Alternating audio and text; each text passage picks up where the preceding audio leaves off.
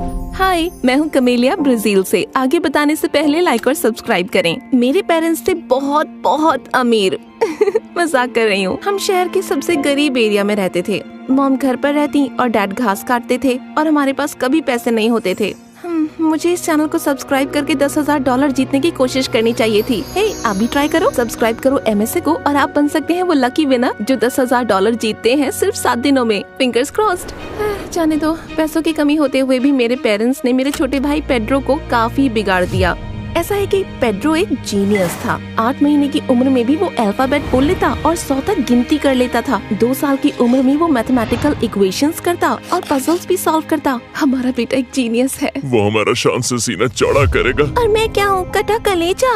अपने 5th birthday पर मुझे चाहिए था एक प्रिंसेस हाउस पूल और कार के साथ, पर मॉम ने मुझे पुराने कपड़ों से बनी एक डॉल दी। हमारे पास पैसे नहीं है स्वीटी, पर पेड्रो को मिली चमचमाती नई remote control car. Sweety, Pedro को भी कुछ लाकर देना पड़ा ना। और ये सबसे बड़ी बात नहीं थी, पेड्रो को स्कूल जाने को मिलता था और मुझे नहीं। मेरे पेरेंट्स ने कहा ऐसा इसलिए क्योंकि पेड्रो के पास एक स्पेशल गिफ्ट है। अपने सारे पैसे लगाकर उन्होंने पेड्रो को एक प्राइवेट स्कूल में भेजा जो कि स्पेशल बच्चों के लिए था, और मैं तो पब्लिक स्कूल जाने के लिए किताबें भी नहीं खरीद सकती थी। लाइफ बहुत अनफेयर थी। ऐसा लगता था मुझे कोई देखता ही नहीं। मेरे पेरेंट्स मुझे नोटिस करते थे जब उन्हें घर का कोई काम कराना होता था। धीरे धीरे मुझे इसकी आदत हो गई, और क्योंकि ना तो मेरे पास किताबें थीं और ना ही वीडियोस देखने के लिए कोई फोन, तो मैं टाइम पास करने के लिए सिलाई करने लगी। कमेलिया, तुमने मेरे पर्दों के साथ क्या किया? मुझे मजा आने लगा पुरानी चीजों से नई चीजें बनाने में, और मैं बनना चाहती थी एक फैशन डिजाइनर। मेरे पेरेंट्स का बर्ताव मेरे और पेड्रो के लिए इतना अलग था कि हम कभी करीब हुए ही नहीं। वो मुझे अपना नौकर समझता था, जबकि मैं उम्र में उससे बड़ी थी। मेरे नाखून काटो, मेरे जूते साफ करो। 11 साल की उम्र में मैंने अपने पेरेंट्स से भीख मांगी कि वो मुझे स्विंग स्कूल जाने दें। पर मॉम, डैड, मेरा भी हक बनता है कि मैं अपने सपने पूरे करूं। उनके पास पैसे नहीं है कि वो तुम्हें एक स्टूपिड स्विंग स्कूल में भेजें। वो मुझे भेजने वाले हैं अपने देश के सबसे प्रेस्टिजियस कॉलेज में। I'm sorry कमिला, पर हमें उस बच्चे को सपोर्ट करना होगा जो ज्यादा काबिल है और परिवार का नाम रोशन करेगा। ये कहकर मेरे पेरेंट्स वहाँ से चले गए और पेड्रो वहीं खड़ा रहा, अपने मुंह पर एक घटिया सी मुस्कान लिए। ओह, मन कर रहा था उसे खींच के चांटा मारूं। और तब मैंने फैसला किया कि कुछ भी करके मैं खुद को सोइंग स्कूल भेज कर रहूंगी। मैंने नौकरी करनी चाहिए, पर 11 साल की बच्ची को कोई काम नहीं दे रहा था। बर्थडे पार्टी पर क्लाउन का भी नहीं। जब मैं 13 साल की हुई तो मुझे लगा चीजें बदल जाएंगी, क्योंकि फाइनली मुझे मिला बेबी सिटिंग का जॉब। पर जब मेरे पेरेंट्स को पता चला कि नौकरी के चक्कर में मैंने घर का कोई काम नहीं किया, तो वो बहुत नाराज हो गए। 2 महीने के लिए मुझे ग्राउंड कर दिया गया। डैड ने मेरे सारे डिजाइन फाड़ दिए जो मैंने सालों से अपने कमरे की दीवारों पर लगाए थे। मुझे बहुत बुरा लगा, पर इसके बाद भी मैं हार नहीं मानने वाली थी। मुझे स्मार्ट होना होगा। तो अगली बार मैंने जब ड्राइंग की तो उन्हें बेड के नीचे के फ्लोर बोर्ड के अंदर छुपाया, और जब मॉम मुझे सुपरमार्केट भेजती तो मैं विशिंग फाउंटेन के सारे सिक्के उठा लेती थी। ऐसा जजमेंटल लुक मुझे मत दोगे। पर 3 साल तक वो सिक्के जमा करने के बाद भी पैसे कम ही थे। किस्मत से मेरी जिंदगी में अच्छा बदलाव तब आया जब मैं 16 साल की हुई, और तब से चलने लगी मेरी गाड़ी। एक दिन अपने कमरे में ड्राइंग करते हुए मैं इतनी फोकस थी कि मैंने देखा ही नहीं कि एक लड़की खिड़की से झांक रही थी। वाओ, ये तो अमेजिंग लग रहा है। मैं इतना घबरा गई कि सीधा नीचे गिर पड़ी। फिर उस लड़की ने कलाबाजी मारी और खिड़की से सीधा मेरे कमरे में आ गई। शहर में सर्कस आया हुआ है क्या? क्या चाहिए तुम्हें? मेरे पेरेंट्स ने मुझ पर नजर रखने के लिए भेजा है। अरे नहीं बुद्धू, मैं तुम्हारी पड़ोसन हूँ। मैंने उसे बात पूरी करने भी नहीं दी। उसे उठाया, खिड़की से बाहर फेंका और पर्दे लगा दिए। मुझे दोस्त तो चाहिए था, पर मैं नहीं चाहती थी कि उसे पता चले कि मैं अनपढ़ हूँ। वो क्या सोचेगी मेरे बारे में? पर वो कलाबाजी करने वाली लड़की मानी ही नहीं। अगले कुछ दिन उसने सब कुछ किया कि मेरा ध्यान उसकी तरफ चला जाए। 3 बिल्लियाँ भी जगल करी अपने सर पर पानी का ग्लास बैलेंस करते हुए। क्या अजीब लड़की है। एक दिन मैंने सोचा कि घर के लिए शॉर्टकट लेती हूँ, क्योंकि मुझे एक लड़की दिखी थी बहुत अमेजिंग आउटफिट पहने हुए। मैं घर जाकर उसे स्केच करना चाहती थी कि तभी मैंने एक आदमी को चिल्लाते हुए सुना। ध्यान से! मैं मुड़ी तो देखा एक बड़ी सी ग्रीन बॉल मेरी तरफ आ रही है। मैं वैसे वहीं जम गई, पर शुक्र है किसी ने टाइम से मुझे धक्का देकर मेरी जान बचाई। अरे तुम पागल हो क्या? ये डेंजर जोन है, तुम्हें पढ़ना नहीं आता क्या? अरे यार, डर से मेरे पसीने छूटे जा रहे थे। पढ़ना आता है, मैंने गहरी सांस लेकर ना कहा।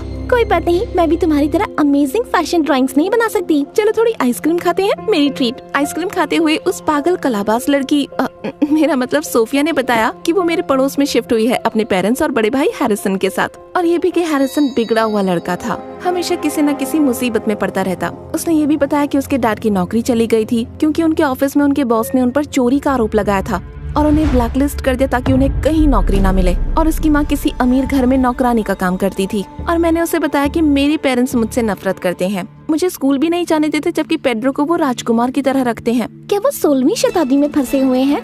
कोई भी लड़की पीछे नहीं रहनी चाहिए, गर्ल पावर। अगले कुछ महीनों में सोफिया ने मुझे पढ़ना लिखना सिखाया। वो बहुत अच्छी टीचर थी और मैं भी जल्दी सीख जाती थी। सोफिया की माँ ने मुझे अपने पुराने पर्दे भी दिए ताकि मैं अपने डिजाइन की प्रैक्टिस कर पाऊँ। मुझे अपनी बेस्टी से बहुत प्यार था, पर उसकी पड़ोसन बनने से एक नुकसान भी था। हैरिसन और पेड्रो बेस्ट फ्रेंड्स बन गए और वो दोनों हर मुमकिन कोशिश करते कि सोफिया और मेरी जिंदगी एक नाइटमेयर बन जाए। तो जितना हो सके हम उन दोनों से दूर ही रहते थे। पर एक शाम जब मैं सब्जियां खरीदकर घर लौट रही थी तो मैंने देखा कि 2 लड़कों ने किसी लड़के को जमीन पर गिराकर उसकी चाबियां छीन ली। बस करो। वो लड़के मुड़े और मैं हैरान रह गई। पेड्रो, हैरिसन, चलो निकले यहाँ से। वो कार में बैठे और वहाँ से भाग गए। पेड्रो पागल हो गया था क्या? उस रात मैं पेड्रो के कमरे में गई। ये कैसी हरकत करी है तुमने आज? हाँ, मैं कुछ भी करूँ तुम्हें परवाह क्यों है? तुम मेरे छोटे भाई हो, ऑफ कोर्स मुझे परवाह है। अगर तुमने मॉम डैड से कुछ कहा तो मैं उन्हें बता दूंगा कि सोफिया तुम्हें पढ़ा रही है। मैं सोफिया की दोस्ती खोना नहीं चाहती थी, तो मैंने अपना मुंह बंद किया और पेड्रो पर कड़ी नजर रखी। मुझे पता लगा कि वो अपनी क्लासेस में फेल हो रहा था, स्कूल भी नहीं जाता था और सारा टाइम हैरिसन और उसके गुंडे दोस्तों के साथ रहता था। मुझे इतना गुस्सा आ रहा था, लग रहा था मेरा सर फट जाएगा। शायद तुम्हें एक पॉडकास्ट शुरू करना चाहिए, थोड़ी फ्रस्ट्रेशन कम हो जाएगी। अनजान लोगों को अपनी कहानी बताऊं, ये थोड़ा अजीब होगा। कभी कभी अजनबी ही सबसे अच्छे लिसनर्स होते हैं। उस रात सोफिया ने मेरी मदद करी अपने फोन से एक अनोनिमस पॉडकास्ट शुरू करने में। मैंने अपना नाम रखा रेवन और इतना अच्छा लगा अपने सीने को हल्का करना, और उससे भी अच्छा लगा सारे कमेंट्स पढ़कर जो मुझे अपने सपने पूरे करने को कहते, चाहे मेरे पेरेंट्स का बर्ताव कितना ही बुरा क्यों ना हो। एक ऑनलाइन स्टोर शुरू करने की प्रेरणा दी और एक GoFundMe भी स्टार्ट कर दिया शुरुआत के लिए। और जल्दी ही मैं कुछ नया बनाऊं उससे पहले ही मेरे कपड़े बिक जाते थे। हाँ, मैंने सोफिया के बेसमेंट में एक वर्कशॉप शुरू करी जहाँ मैं रात को कपड़े बनाती थी। अगले 2 साल रोलर कोस्टर की तरह थे। पहले हैरिसन गिरफ्तार हुआ चोरी करने के लिए और उसके डैड ने उसे नेवी में भेज दिया। जब वो गया तो पेड्रो 100 गुना बुरा हो गया। उसे स्कूल से भी निकाल दिया गया। फिर भी वो गलत लोगों के साथ घूमता रहता और मेरे पेरेंट्स उसके लिए बहाने बनाते रहते थे। पर मेरी जिंदगी वो तो सुपर ऑसम थी। मैंने इतना पैसा जमा कर लिया था कि देश के सबसे प्रेस्टिजियस फैशन स्कूल में जा पाऊँ।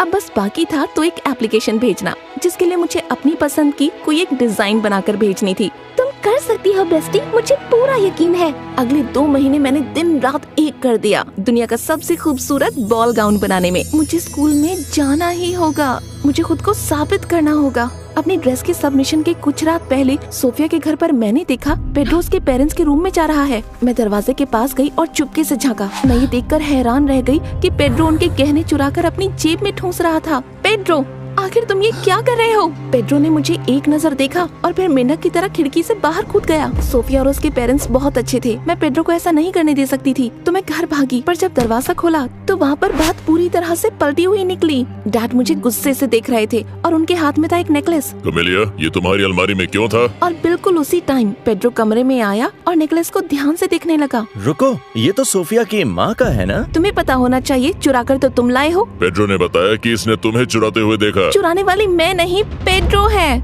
मुझे समझ नहीं आता हमने तुम्हारे साथ कहाँ गलती कर दी। मैं? पेड्रो है जिसे स्कूल से निकाल दिया गया। कहाँ का जीनियस है ये? हमें फ्लोरबोर्ड के नीचे छुपा हुआ पैसा भी मिला। ये सब कहाँ से आया? हाँ, मैं घबरा गई। उन्हें कैसे? मैंने पेड्रो की तरफ देखा और एक शैतानी चमक उसकी आंखों में दिख रही थी।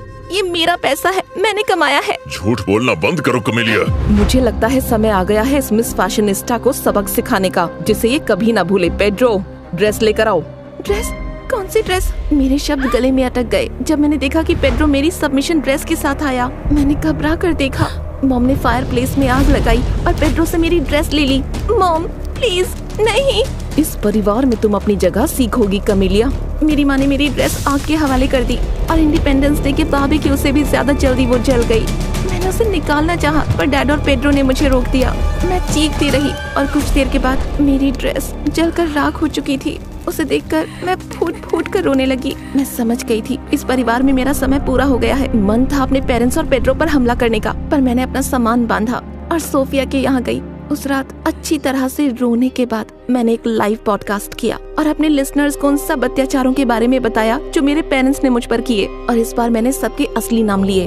बस बहुत हो गया अच्छी लड़की बनना। अगली सुबह तक मेरे पेरेंट्स को पड़ोस से खदेड़ दिया गया और वो अमीर औरत जिसके यहाँ सोफिया की माँ काम करती थी, उन्होंने थोड़ी कोशिश करी और नई सबमिशन डेट निकलवाई। बेस्टी, ये ड्रेस तो पिछली वाली से भी ज्यादा अच्छी है। मानना पड़ेगा, मैंने खुद को ही पीछे छोड़ दिया था।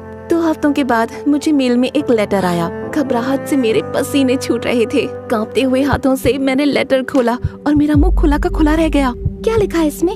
मेरा फैशन स्कूल में सिलेक्शन हो गया है। यस।